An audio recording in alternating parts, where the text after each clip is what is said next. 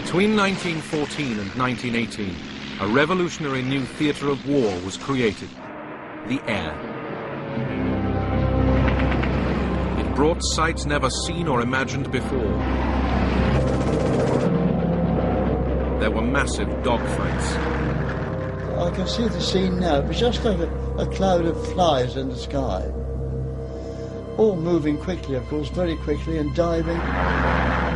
There were terrible crashes, and a casualty rate which at times meant the pilots were almost certain to be killed.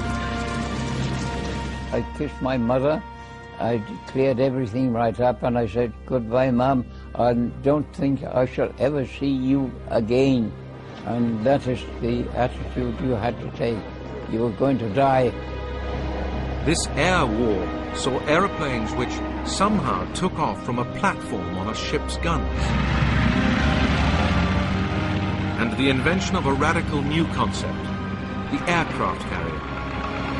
It fueled a technological arms race as designers on both sides sought to outwit each other. A race which ushered in the modern age of fighters and bombers. And a new breed of hero, the ace. Now this war in the skies can be seen as those pilots saw it, in color.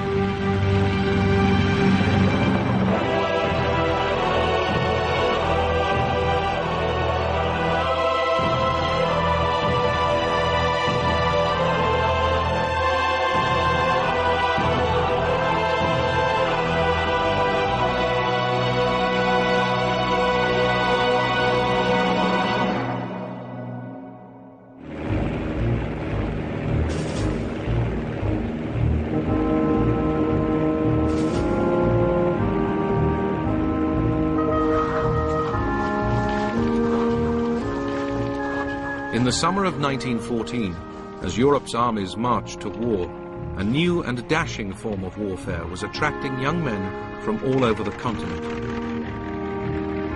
In Britain, they queued up to join what was called the Royal Flying Corps. The minimum age for a budding pilot was 17. The main theatre for these teenage pioneers would be the Western Front in France, once they'd got past the recruiting office. Up to that moment, it had somehow never occurred to us that anyone else had thought of joining the Royal Flying Corps. It was our own brilliant and original idea. No one else could have had it. So great was our dismay to find a long queue of young men waiting ahead of us. Our hope buoyant till that moment dropped, deflated. Are all these chaps trying to get in too? Looks like it. Then silence, and the slow shortening of the queue. Each of us staring anxiously at the faces of those leaving, trying to read in their eyes, has he got in? Shall I? The aircraft was only 11 years old when the First World War started. And if you think of yourself as a 19 or 18-year-old boy, really, looking at these machines, they are the Ferraris of their day. They are the Harriers of their day.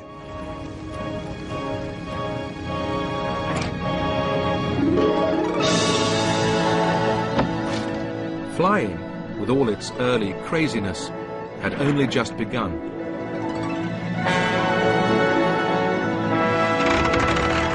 In 1903, the Wright brothers made the first powered flight at Kitty Hawk in North Carolina.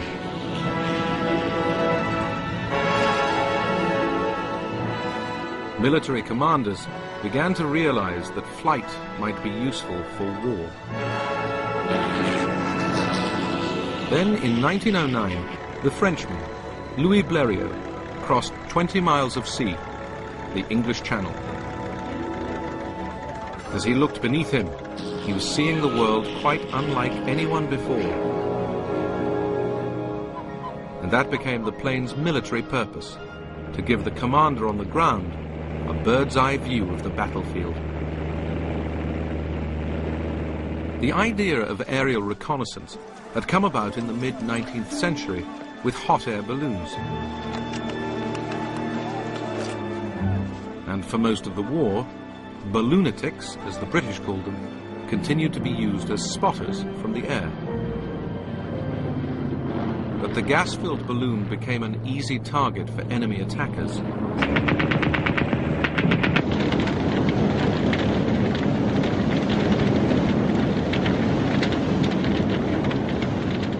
To make life safer, from 1916 onwards, balloonatics were allowed to use the folding parachute, which had first appeared in America 30 years before. Allied pilots would not be allowed parachutes throughout World War I, as their commanders believed they might be encouraged to abandon their aircraft unnecessarily. Parachutes were the key to a new form of balloon defense. When the balloonatic spotted an enemy aircraft, he would immediately parachute to safety. The ground crew would then try to winch down the balloon before it went up in flames. It was hardly a satisfactory solution, and the smaller, speedier aircraft would end up as the key to aerial reconnaissance, using photography to spy deep into enemy territory. If you photograph something, you can see things that an ordinary observer can't, because you can take it home, develop the photograph, get a large size version of it, have a big detailed look and see it. You can spot gun positions, you can spot paths, you can spot command positions. As well as taking photographs, pilots were able to radio their findings back to ground controllers. The only way for the enemy to stop the information getting through, or the pilot returning to base with his priceless photographs, was to shoot him down. But in these early days, that was difficult.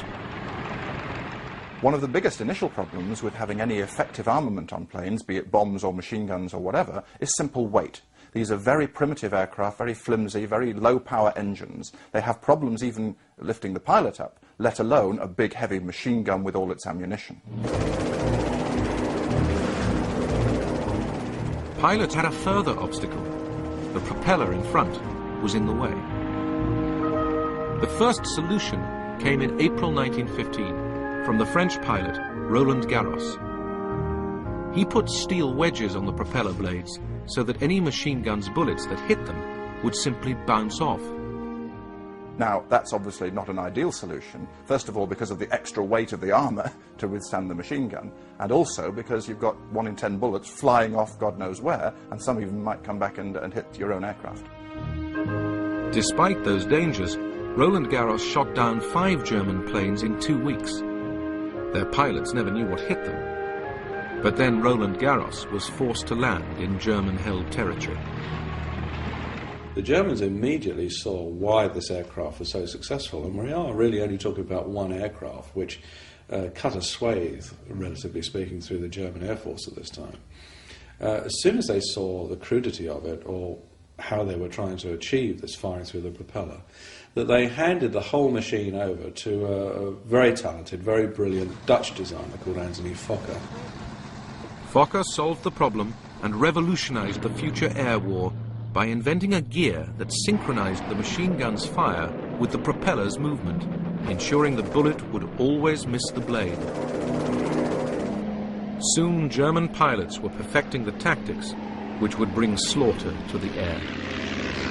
We could see it was a German machine, and when it got above and behind our middle machine, it dived onto it like a huge hawk on a hapless sparrow. I was very thankful indeed to return from this outing.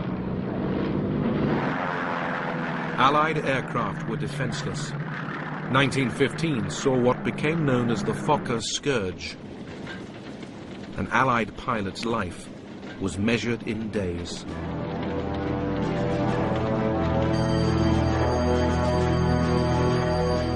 The Fokker Scourge of 1915 was annihilating British and French pilots. But the army desperately needed its eyes in the air. Every day, replacements straight from flying school arrived in France. At the time I went to France to fly a fighter aeroplane, I had not even flown the type which I was to fly over the lines the next morning, let alone not having received any fighting instructions. Many went out with as little as 5 hours training. The 2 lads I crossed the channel with and talked to on the boat both shot down before I'd been over the lines. People were being killed every day. My best friend was there one evening, and he wasn't there the next day at lunch. This was going on all the time. You had nobody at your side. Nobody who was cheering with you, nobody to look after you if you were hit. You were alone. You fought alone and died alone. There are certain instances whereby pilots would arrive in the morning as replacements and be dead by the afternoon and hadn't even unpacked their kit. The head of the Royal Flying Corps, Hugh Trenchard, ordered that fresh pilots should be sent every day to take the places of the dead at the mess dinner table. If, as an ordinary pilot, you see no vacant places around you, the tendency is to brood less on the fate of the friends who have gone forever. Instead, your mind is taken up with buying drinks for the newcomers and making them feel at home. 1915 was a continuing disaster for Allied pilots. The Fokker scourge lasted 9 months. During it, the average life expectancy of a British pilot was just 11 days. You expected to be killed any moment. Oh yes, you never thought about life in any way at all, just doing the job, you know. There was quite a lot of demoralisation, and there was a lot of recriminations about the inadequacy of their own aircraft. Hugh Trenchard knew that losses were inevitable, and that in effect the war in the air was no different from the war in the trenches in terms of the attritional nature of the contest and the massive casualties that would be sustained before any kind of victory.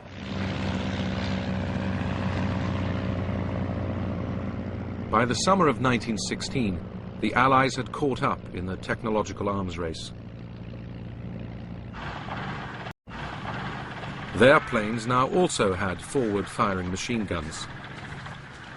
New models came on stream which were faster, lighter and more agile. And the Royal Flying Corps had doubled in strength from 12 to 27 squadrons. The Fokker scourge was ended. For the Allies it was an immense relief, as by now the Flying Corps was more necessary than ever.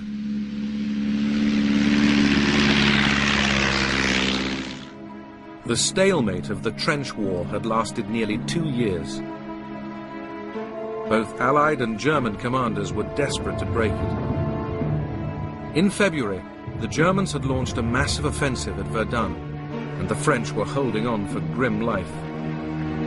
To relieve them, the British Army planned its attack at the Somme in July. Aerial reconnaissance was vital, not only for pinpointing German targets, but also for guiding artillery fire. With their new, improved planes, Allied pilots went into action. Some became household names. Men like Albert Ball. Albert Ball was an inspirational pilot for the Royal Flying Corps because no odds were too great for him, and it in a way mirrored the whole Royal Flying Corps approach that Trenchard had. They were not afraid of odds. They would always go for it, even if it meant their own death. They say I crashed to the ground at 120 miles an hour, and to look at the undercarriage I should think that I did. However, it's nearly ready for flying again now. It was a rum feeling coming down, for I had time to see that my number was up. However, it wasn't. Ball was not the future of the Royal Flying Corps. He couldn't be. He relied on luck to stay alive. He'd come back with his aircraft riddled with bullets. Albert Ball was killed at the age of 21. He'd shot down 44 German planes. The French, in particular, were quick to exploit their aces. By focusing on the lives of the heroes of the air, they could distract the public from the carnage of the trenches. Successful pilots were courted by the press and paraded in high society.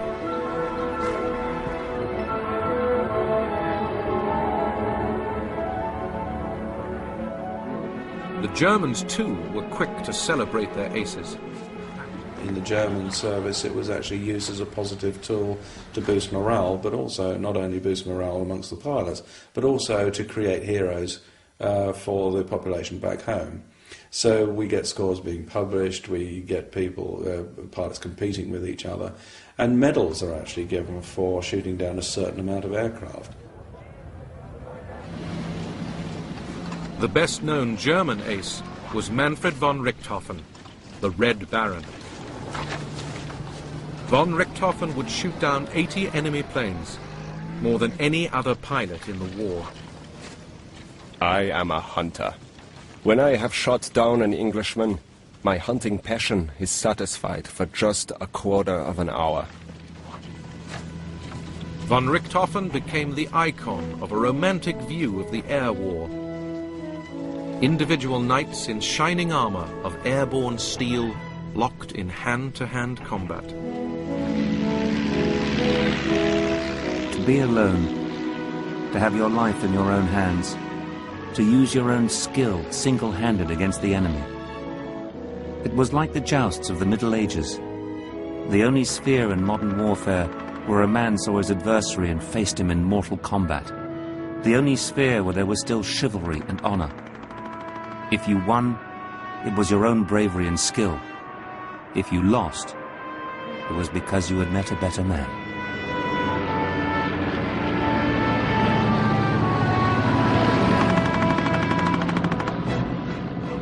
But oh, my old Ma, one can't lay down the rules while on mere earth for people on fighting patrol in the air. You are a different man. At least, you aren't a man at all. That is, I am not. You are a devil incarnate filled with the dazzling thrill of playing the best game God ever created, mad after Huns and just forgetting everything else, but showing the old Hun that there's only one man fit to be in the air, and not two.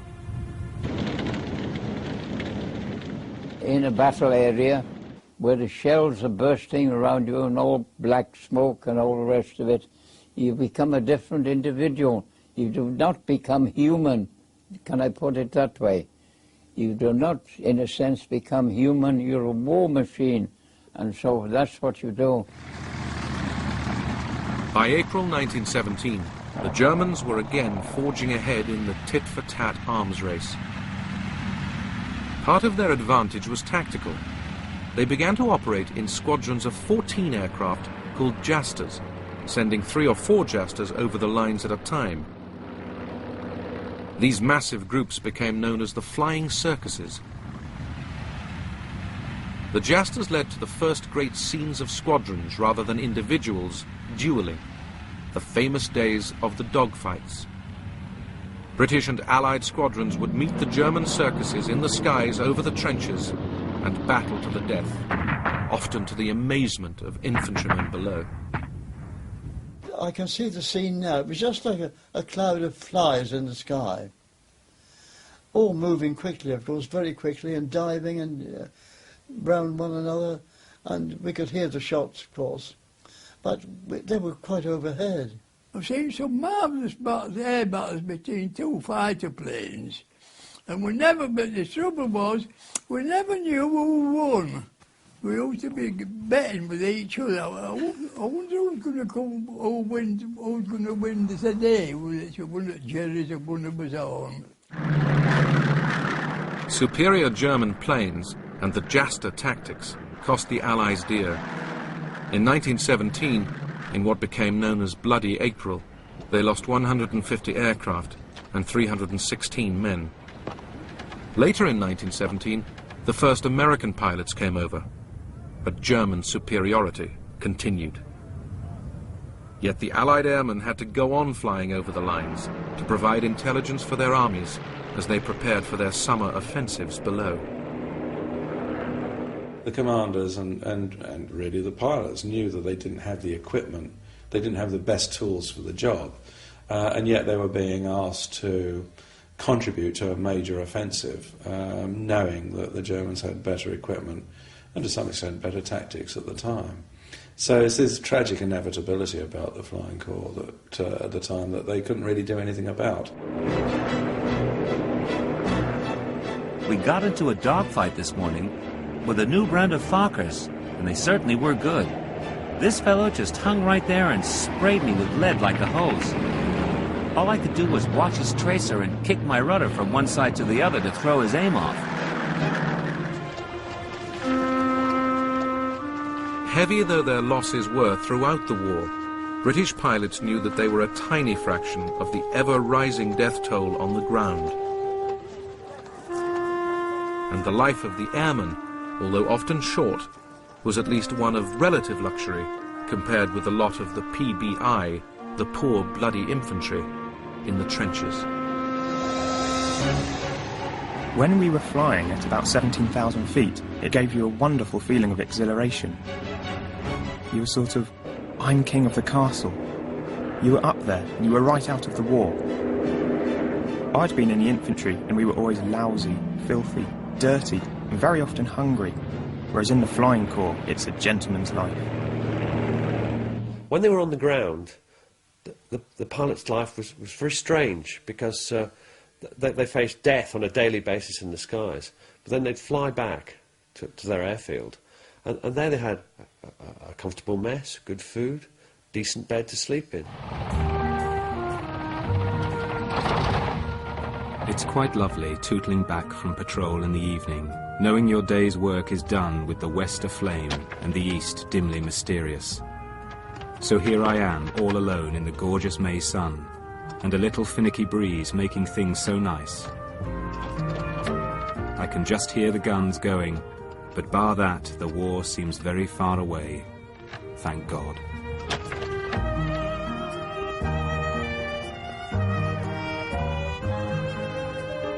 We are under canvas and have our mess in the open in a small wood. It is very nice when the weather is hot, as it has been lately. Although we are within range of the shell fire from big guns, at present you would not know there is a war. I'm sitting in a wood out of the sun, and the only things to be heard are the machine guns shooting away in the distance and the mess gramophone.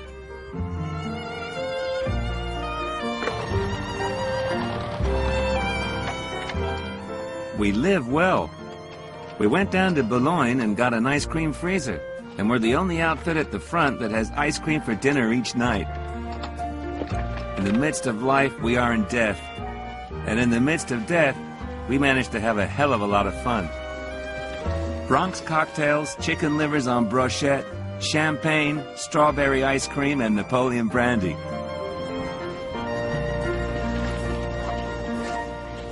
They were basically normal young men who might be killed any day, and they lived their lives to the full. A lot of them did suffer badly from nerves as the time went on, and they could see their death approaching. The heat of the long summer days was terrific, and our flying hours were many. All these facts assisted to play upon the temperaments of those who were flying. I can remember my bedroom companion felt as I did, and how each of us lay awake in the darkness thinking of dawn patrol the next morning. At last we could bear it no longer, and admitted a mutual feeling of terror and foreboding. We lit the candles, and after that felt a bit better, and somehow got through that night as we had to get through the next day. One pilot was tormented by a nightmare, a face. The face would appear vague and distant, and would slowly come nearer until it seemed as if the face and he were literally nose to nose, staring at each other. That's all, just staring. Then he would wake up, his sleep spoiled. Who was it? Was it a man he had killed? Or was it a man waiting for him in the sun? Was it a man he had killed? Or was it a man waiting for him in the sun?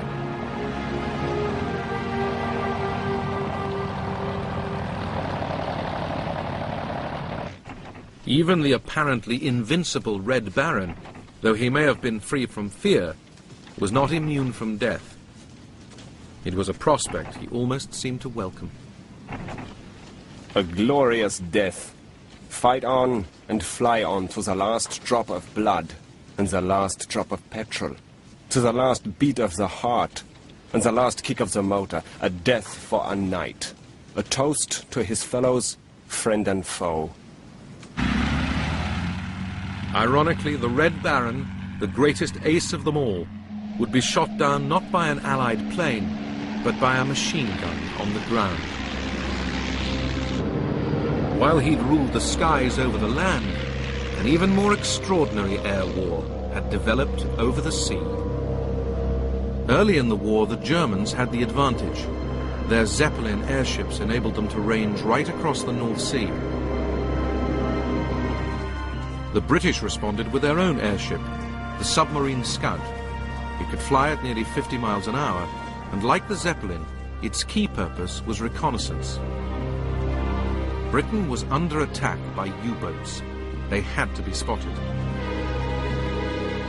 In early 1915, the call went out throughout the Navy for volunteers to form a new naval air service. A signal came round to all the battleships and battle cruisers in the Grand Fleet, saying that each captain was to recommend one young officer of about 18 or 19 or 20 for special service. When we got to the Admiralty, we were escorted into the room of the First Sea Lord, Lord Fisher, whose opening remarks were, "You young gentlemen are going to fly. You'll probably be dead within a year, or you may get the Victoria Cross. But you've been selected to start a new airship service, which will be the counter to the U-boat menace we have in this war. If you don't want to fly, come and tell me in 48 hours' time." Few hesitated to join up and fly high. To fly a ship on a nice day was a really delightful experience. One felt the air was entirely one's own. You could go where you liked within the ship's range, fly at what height you liked, what speed you liked.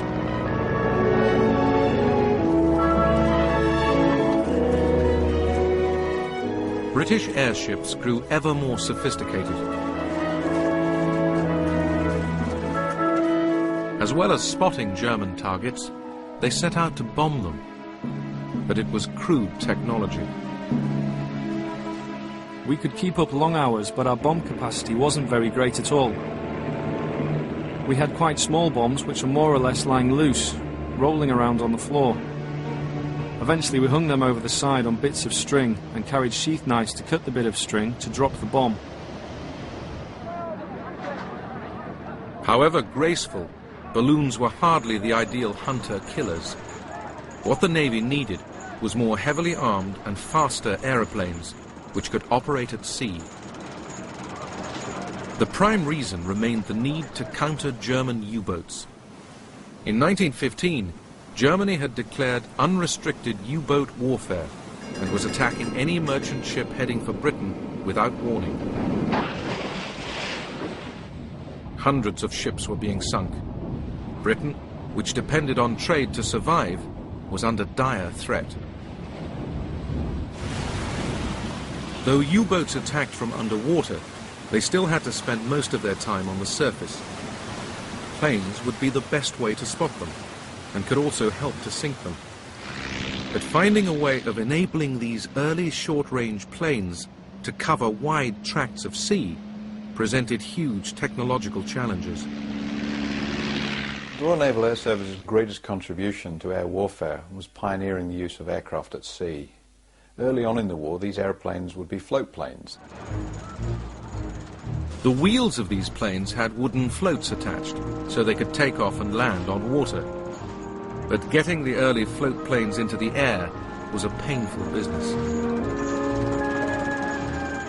To get the float plane onto the surface of the sea, you have to stop the ship and use a crane to lift it over the side. This is uneconomic, it wastes time, wastes energy.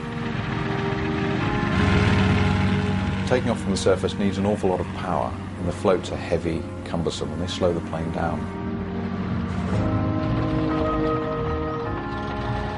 Then to get the plane back on board, the same process. Landing the plane on the sea, stopping the ship and hoisting the plane up had to be reversed. It was an amazing sight.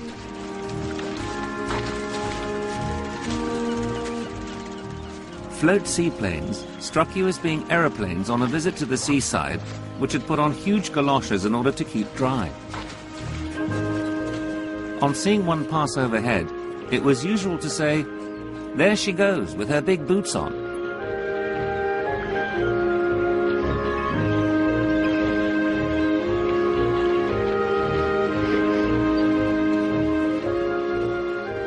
How to transport their seaplanes bedeviled all the warring nations.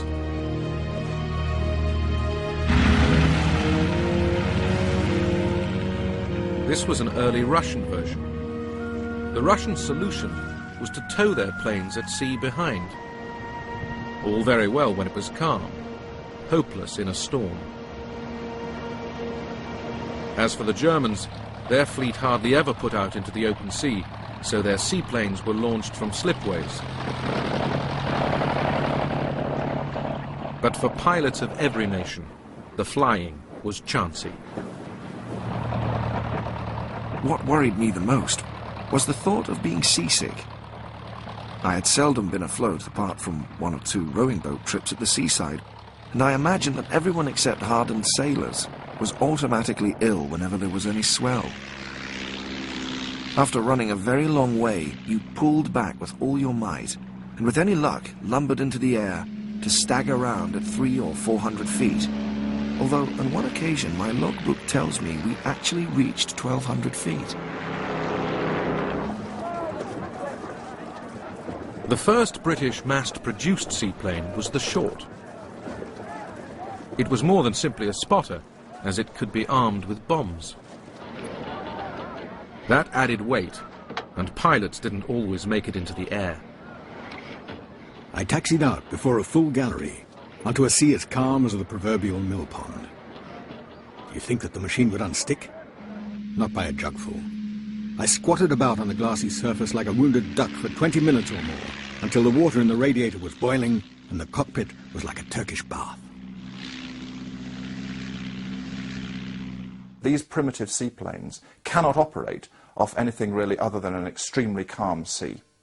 They can't take off or be recovered unless the sea is absolutely flat calm. And obviously in the North Sea, that doesn't happen very much. A further answer to the U-boat threat was to build a much longer range aircraft which could operate from calm harbours. The flying boat came into being.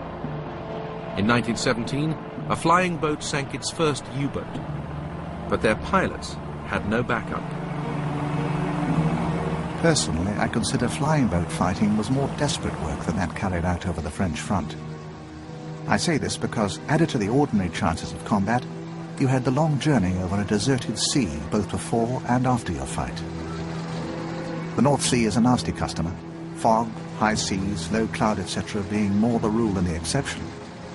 You always knew that if you got engine failure or some trivial mishap, you had the ever-present chance of being drowned, with only the smallest chance of rescue.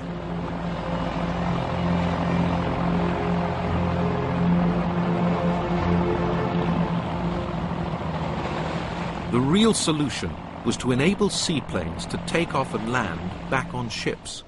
Some extraordinary experiments began with the Sopwith Pup. When one was required to fly off, the platform was quickly rigged up, with planks on the turret right up to the end of the guns. With the guns at a certain degree of elevation, the total slope of the platform was slightly downward. That gave a run for the aircraft of about 75 or 80 feet.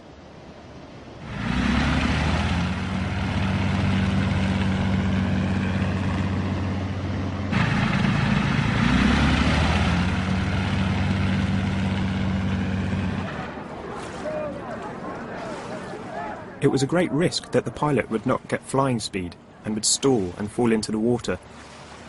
But he would only miss the crest of the waves by not more than a couple of feet if he had judged the thing properly. It was an extremely hazardous operation, and I used to watch these pilots with enchantment, with great admiration for their courage and skill.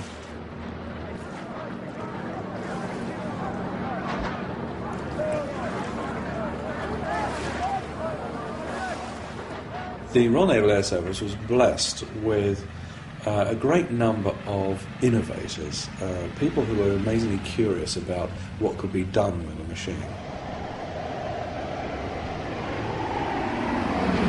And it's these experiments that move the Royal Naval Air Service, or maritime flying, into a completely different realm, because the inevitable result of these experiments was the development of the aircraft carrier.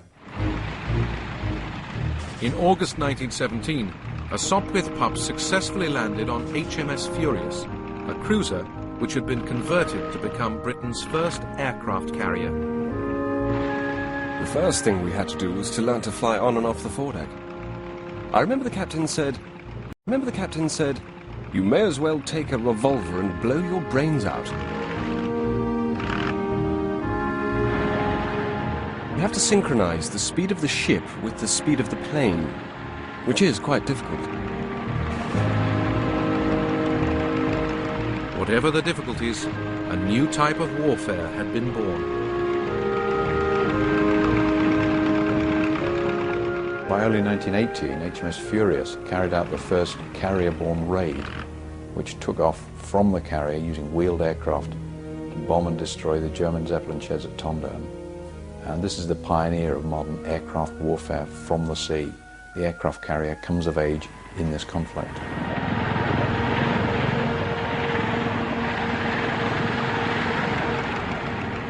At the same time, yet another technological breakthrough was happening on land.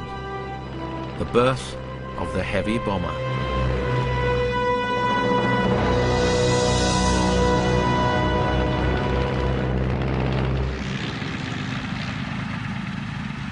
By the summer of 1917, Allied pilots on the Western Front had once again caught up with German technology.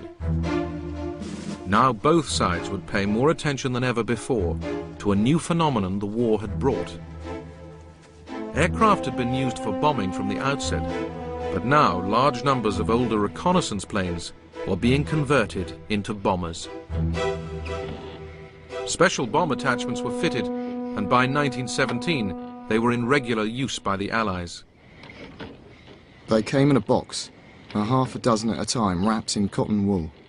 We had no instructions, so we got the bombs, unscrewed the top, and when we wanted one of those detonators, I'd just say, "Chuck us a detonator, Charlie." I practiced bomb dropping by day and night in all kinds of weather, into and with the wind, and from all heights up to 2,500 feet. In the centre of the aerodrome, a large circle had been painted in chalk, and OK consisted of dropping the bomb so that it fell anywhere within this circle. Bombing was used to try and interfere with the movements of enemy troops. They would try and attack bridges, they would try and attack railway tracks, stations, railway junctions, anything that could impede the enemy.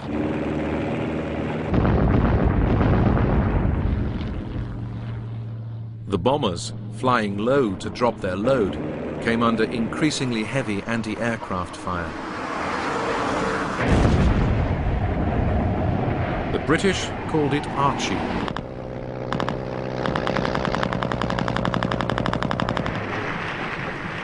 But trying to shoot down an aircraft from the ground was difficult.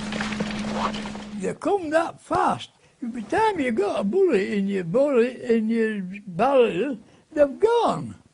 You can't, it's nearly, the only way is to do it is to know if they're coming this way and you're facing there. And by the time you get round, you might just have a chance of a bullet having a fire at it, you know. They move that quick. Gradually there were more and more anti-aircraft guns, but not that many aircraft were shot down by them. It was more a disruptive thing, and it's a very good indicator of the nerve of a pilot, because they'd laugh at Archie. Well, first they'd be scared, then they'd laugh at it, and then as their nerves started to go, they'd start to obsess on it and start to worry that this day that puff of smoke next to the aircraft might actually hit them. I wonder how long my nerves will stand this almost daily bombardment by Archie. I notice several people's nerves are not as strong as they used to be. Today we had a good dressing down by Archibald, and some of the shells burst much too near. I could hear the pieces of shell whistling past. They have to burst pretty close for one to be able to hear the shrieking of loose bits of shell above the noise of one's engine. The air arms race of World War I brought a new and potentially devastating twist to warfare. For the first time, civilians became targets. The Germans carried out the first civilian bombing in January 1915 on the Norfolk coast. Their bomber was the Zeppelin balloon. In May 1915, Zeppelins bombed London. 7 civilians were killed. Look, there it is. A long, black, cigar-like shaped object coming very slowly. I put my arms round my mother, and I can tell you, I don't know how we felt. People began to make preparations for the Zeppelin raids. One big wine dealer was reported to have let one of his cellars, and people we knew had furnished theirs and slept with big coats and handbags for valuables at the bedside. The Zeppelin raids have a great psychological advantage at first against Britain, because Britain has always seen itself, ever since medieval times, as a secure island fortress. Nobody can touch us as long as we retain our control of the seas. They don't kill that many people compared to the later bombings of World War II, but it's the sheer novelty of being suddenly under threat from the air that causes more panic than one might expect, given the statistics. Zeppelins were slow and vulnerable, and the Germans developed a new long-range bomber, the Gotha. In the summer of 1917, squadrons of Gothas took off from Ostend in Belgium to attack England. I could now discern a lot of big machines in good formation flying east. I dived on the rearmost machine and fired a whole drum at close range. I had the satisfaction of seeing my tracer bullets strike all over his fuselage and wings. But beyond causing the Gotha to push his nose down a little, it had not the desired effect. I was very disappointed. How insolent those damn Boche did look, absolutely lording it over the sky of England. I was absolutely furious to think that the Huns should come over and bomb London and have it practically all their own way. The Germans deliberately fly over in these big white-painted bombers over London by day to show that they can do it and that they're invulnerable at the time to the British fighter opposition. So it does have a significant initial impact, again, like the Zeppelins, in terms of the panic that's created because of the novelty of the delivery means. In the raid on London, 162 people died. To calm the nation, a crack squadron from the Western Front was quickly dispatched home to provide air cover for the capital. The South African general Jan Smuts was appointed to devise a new home defense strategy. He introduced a series of early warning systems, explosive rockets called Maroons, police whistles and placards, as well as new anti-aircraft weaponry. The defences proved effective, so the Germans turned to night bombing. Poor dear Mary is dreadfully nervous, so we ensconced her in the first floor passage in a very safe place. Then Phyllis and I stole away to the top window. I've never seen such a sight. The sky seemed full of shells. Then there was a dead pause, very terrifying after all the noise. Then, coming from the east, we heard the hum of machines. We nearly killed ourselves trying to spot them, but we could see nothing in the fog.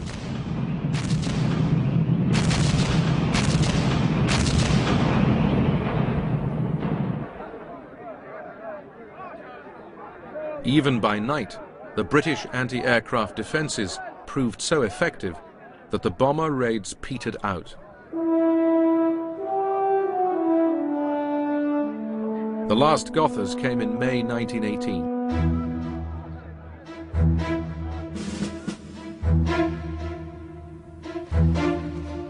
The British had also developed their own heavy bombers, like the Handley Page, which had the range to attack targets in Germany. These new flying machines were taking war to a new level.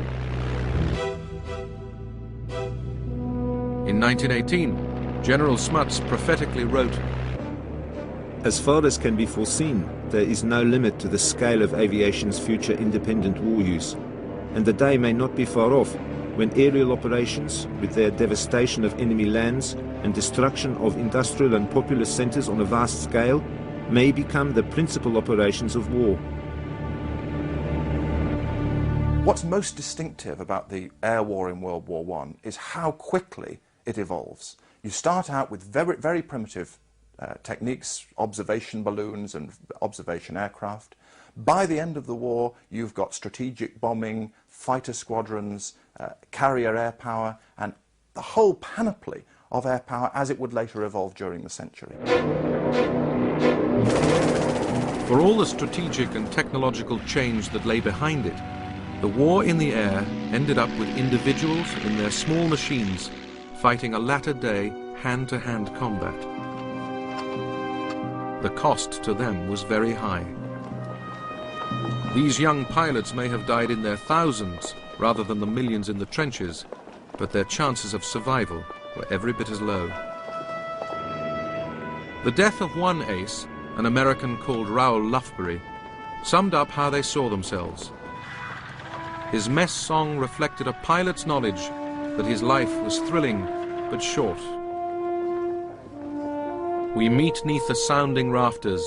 The walls all around us are bare. They echo with peals of laughter. It seems that the dead are there. So stand by your glasses steady. The world is a web of lies. Here's a toast to the dead already. Hurrah for the next man who dies.